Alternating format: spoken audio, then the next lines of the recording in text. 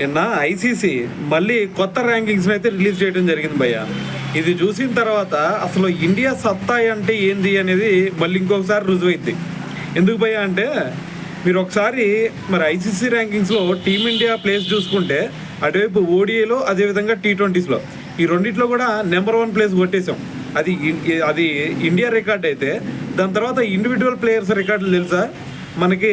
బ్యాటింగ్లో చూసుకున్నాం అనుకోండి, అటువైపు ఓడిఐ నెంబర్ 1 ప్లేస్ వచ్చేసరికి శుభ్మన్ గిల్ ఉన్నాడు. దాని తర్వాత T20 నెంబర్ 1 ప్లేస్ వచ్చేసరికి అభిషేక్ శర్మ ఉన్నాడు. సో వీళ్ళిద్దరితో ఆగిపోలేదు.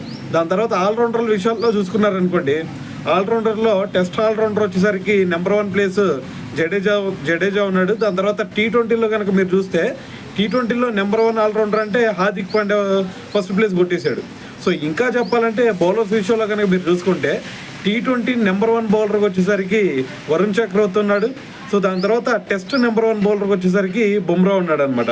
సో మరి దీంతో అర్థం చేసుకోండి మన వాళ్ళు ఏ విధంగా మరి వరల్డ్ క్రికెట్లో వాళ్ళ ఇంపాక్ట్ని క్రియేట్ చేశారు అనేది. సో దాని తర్వాత మరి ఉమెన్స్లో కనుక ఒకసారి చూసుకుంటే స్మృతి మందన వన్డే ర్యాంకింగ్స్లో చూసుకుంటే తను ఫస్ట్ ప్లేస్కి అయితే నిన్న చేరుకోవడం జరిగింది.